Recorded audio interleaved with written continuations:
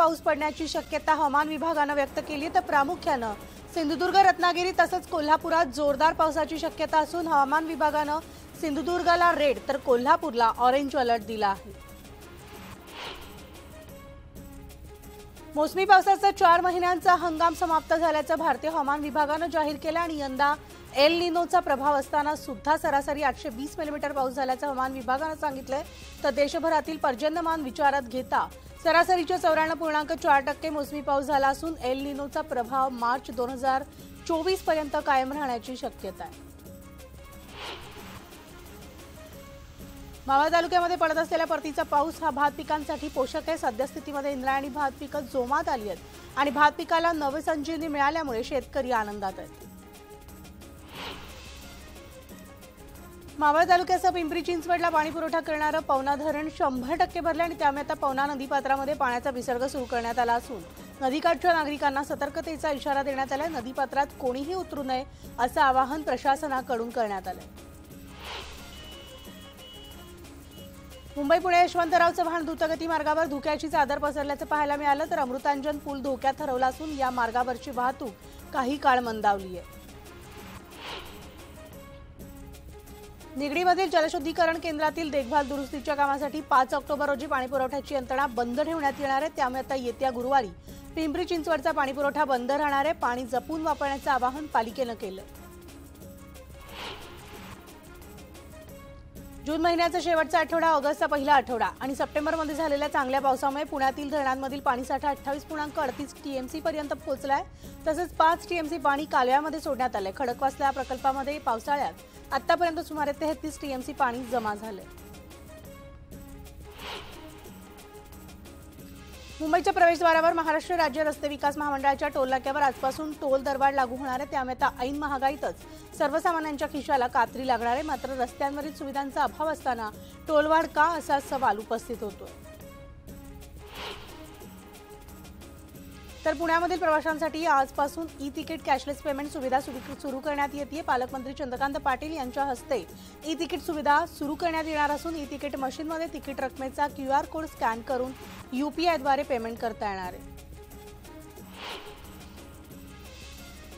तर आजपासून देशभरात नवा नियम लागू होतोय। तर या नियमांतर्गत फक्त जन्म प्रमाणपत्राद्वारे शाळेत प्रवेश घेणं, ड्रायव्हिंग लायसन्स बनवणं, मतदार ओळखपत्र बनवणं, विवाह नोंदणी करणं, सरकारी रोजगार यासारख्या विविध कामांसाठी एकमेव जन्म प्रमाणपत्र हे लागणार आहे आणि नुकत्याच पार पडलेल्या पावसाळी अधिवेशनात संसदेच्या दोन्ही सभागृहामध्ये हे मंजूर करण्यात आले।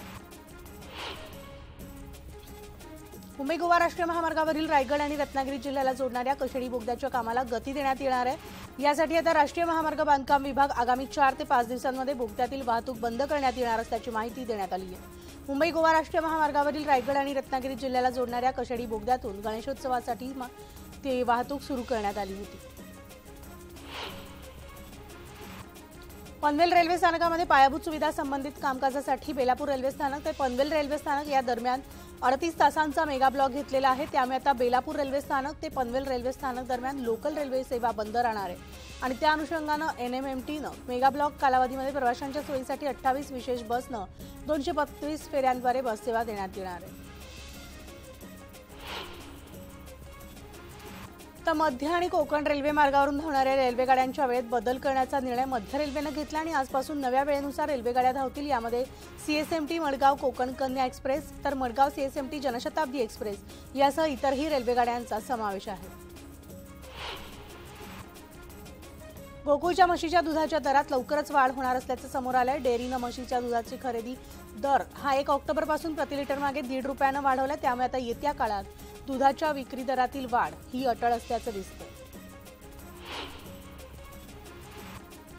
तर गोंदिया जिल्ह्यामध्ये गेल्या 3 दिवसांपासून परतीच्या पावसानं थैमान घातलं आणि त्याचा परिणाम आता हळूहळू धान पिकावर जाणवू लागलाय।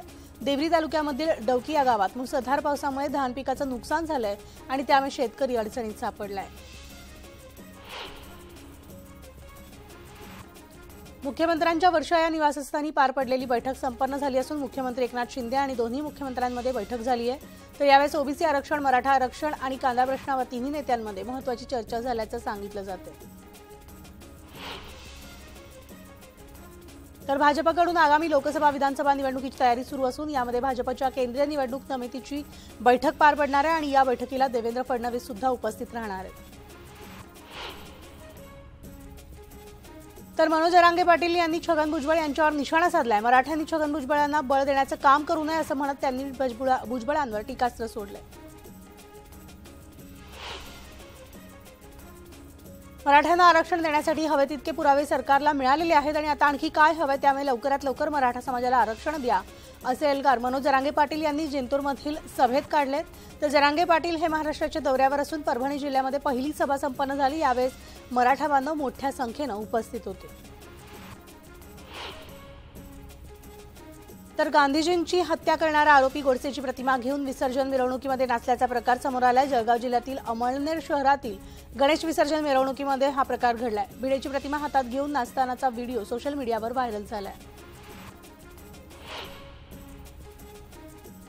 छत्रपती शिवरायांची वाघनखं लंडनवरून येत्या 16 नोव्हेंबरला मुंबईत आणण्यात येणार आहे। वाघनखं मुंबईत आणण्यासाठी सांस्कृतिक कार्यमंत्री सुधीर मुनगंटीवार आज लंडनला रवाना होणार आहेत। लंडनमधील व्हिक्टोरिया आणि अल्बर्ट वस्तू संग्रहालयासोबत वाघनखं घेऊन येण्यासाठी 3 ऑक्टोबरला करार करण्यात येणार आहे आणि पुढील 3 वर्षांसाठी वाघनखं महाराष्ट्रात आणण्याची प्रक्रिया सुरू करण्यात आली आहे। महाराष्ट्रामध्ये आणली जाणारी वाघनखं ही छत्रपती शिवाजी महाराजांनी वापरलेली आहेत की केवळ शिवकालीन आहेत, याबाबत राज्य सरकारनं खुलासा करावा अशी मागणी आदित्य ठाकरेंनी केली आहे। दरम्यान ही वाघनखं कायमची येणार असतील तर त्यासाठी मंदिर बांधलं पाहिजे अशी मागणी सुद्धा त्यांनी केली आहे। आदित्य ठाकरेंच्या शंकेचं निरसन केलं जाईल अशी प्रतिक्रिया सुधीर मुनगंटीवार यांनी दिली असून आदित्य ठाकरेंनी वाघनखांसंदर्भात उपस्थित केलेल्या प्रश्नावर ते बोलत होते आणि पुरातत्व विभाग ऐतिहासिक पुरावे देऊन निरसन करेल असं देखील ते म्हणाले।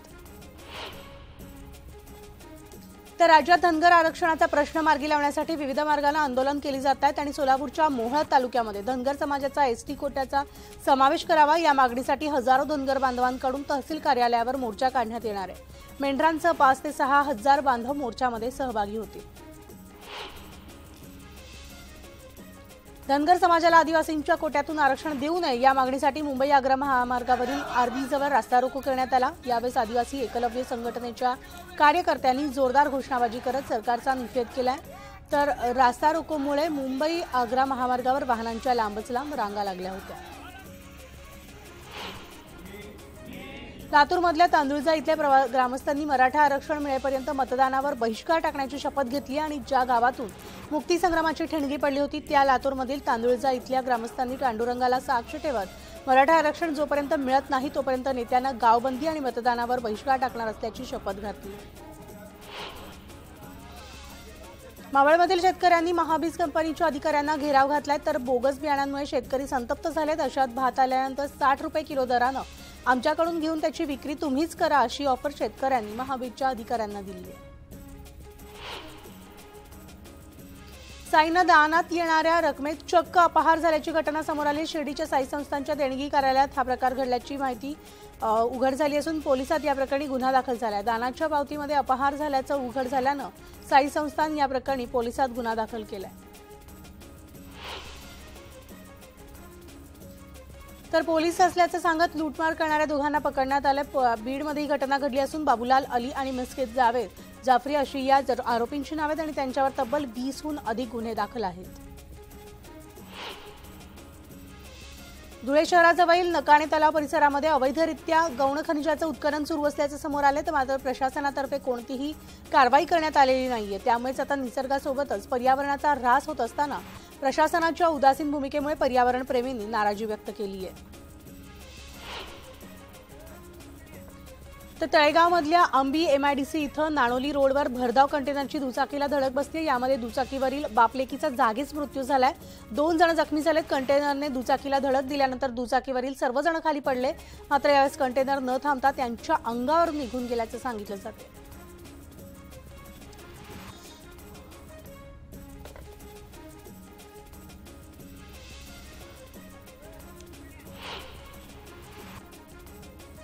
जळगावचं वैभव असलेल्या मेहरून तलाव परिसरामध्ये प्रचंड अस्वच्छता पसरली होती। त्यानंतर महापालिकेसह शहरातील विविध सामाजिक संस्थांनी तसंच विद्यार्थ्यांनी स्वच्छता मोहीम राबवून परिसर चकाचक केला। यावेळी सगळ्यात अस्ताव्यस्त पडलेले निर्माल्य, कचरा आणि प्लास्टिक संकलित करण्यात आले। तर लालबागच्या राजाच्या चरणी गणेशोत्सव काळामध्ये भाविकांनी भरभरून दान दिलं आणि या अर्पण केलेल्या सोन्या चांदीच्या आकर्षक वस्तूंचा आज लिलाव होणार आहे। संध्याकाळी 5 वाजल्यापासून ते रात्री 10 वाजेपर्यंत लालबागच्या राजाच्या व्यासपीठावर हा लिलाव होणार आहे। मुंबई महापालिकेनं वर्षभरामध्ये 30 वर्षांवरील जवळपास 13 लाख नागरिकांची मधुमेह आणि रक्त तपासणी केली आहे। घरोघरी जाऊन केलेल्या सर्वेक्षणात 10,45,000 नागरिकांची तपासणी करण्यात आली। या मोहिमेत आरोग्य सेविका आणि आशा सेविका सहभागी झाल्या होत्या।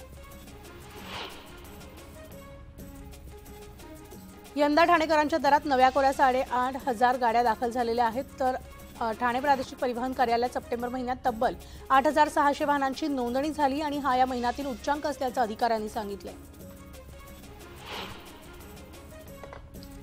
तर मुंबईमधील कुलाबा वांद्रे सिप्स म्हणजेच आरे ते कफ परेड या भूमिगत मेट्रो मार्गिकेतून प्रवास करणाऱ्यांना विनाअडथळा मोबाईल नेटवर्क उपलब्ध व्हावा यासाठीची तयारी पूर्ण झाली आहे आणि यासाठी जमिनीखाली 20 मीटर खोलपर्यंत अँटिना बसवली जाणार आहे। तर या मार्गिकेचा आरे ते बीकेसी हा पहिला टप्पा डिसेंबरपासून सुरू होणं अपेक्षित आहे। तर दहिसर पूर्वेमधील वर्धमान औद्योगिक वसाहतीमधील हिरे कारखान्याला भीषण आग लागल्याची घटना घडली आहे। रात्री 11 वाजण्याच्या सुमारास ही आग लागली होती। दरम्यान आगीवर नियंत्रण मिळवण्यात यश आलं। चाळीसगाव तालुक्यामधील पाटणादेवी इथं चंडिका देवीच्या मंदिर परिसरात बिबट्याचा वावर आढळून आला। रात्रीच्या सुमारास मंदिर परिसरात फिरणारा बिबट्या हा सीसीटीव्ही कॅमेऱ्यात कैद झाला। याबाबत मंदिर प्रशासनाच्या वतीनं वन विभागाला माहिती देण्यात आली असून वन विभागाच्या वतीनं मंदिर परिसरात पाहणी करण्यात आली आहे। तर ताडोबा व्याघ्र प्रकल्प आजपासून पर्यटकांसाठी खुला होणार आहे। पावसाळ्यामध्ये अनेक वन्य प्राण्यांचा प्रजनन काळ असल्यामुळे जंगलातील अंतर्गत रस्ते वाहतुकीसाठी योग्य नसल्यानं पर्यटन बंद करण्यात आलं होतं। मात्र आता आजपासून टायगर सफारीला देखील सुरुवात होतीये। देशविदेशातील अनेक पर्यटक पहिल्याच दिवशी सफारीसाठी गर्दी करण्याची शक्यता आहे। 2000च्या नोटा बँकेत जमा करण्यासाठी मुदतवाढ देण्यात आली आहे। आता 7 ऑक्टोबरपर्यंत 2000च्या नोटा बँकेत जमा करून बदलता येणार आहेत। शिर्डीतील साई मंदिरामध्ये दर्शनासाठी आलेल्या भाविकांना 2000च्या नोटा दान करू नये असं आवाहन साई संस्थांकडून करण्यात आलं। शिर्डीमध्ये देणगी केंद्रावर सुद्धा नोटा स्वीकारल्या जाणार नसल्याचं सांगितलं जातं। तर धाराशिवमध्ये तुळजाभवानी देवीच्या मंदिरात 2000च्या 32 नोटा दानपेटीत आढळल्या। 2000ची नोट चलनातून बाद होत असल्यामुळे गेल्या काही दिवसांपासून दररोज दानपेटीमध्ये पैशांची मोजदाद होतीये। नाशिकमधील कांदा व्यापाऱ्यांच्या संपावर कोणताही तोडगा निघालेला नाही। सरकारकडून मागण्या मान्य होईपर्यंत बंद कायम राहणार असल्याची भूमिका व्यापाऱ्यांकडून स्पष्ट करण्यात आली आहे। तहसीलदार किंवा तत्सम कुठलंही पद कंत्राटी पद्धतीनं भरलं जाणार नसल्याचं स्पष्टीकरण महसूल मंत्री विखे पाटलांनी दिलं आणि भूसंपादनाच्या कामासाठी अनुभवी लोकांची आवश्यकता असते या संदर्भात जाहिरात दिल्यामुळे गैरसमज झाल्याचं सुद्धा ते म्हणाले। दरम्यान जाहिरातीमध्ये रद्द करण्यात आल्याचे आदेश त्यांनी दिले।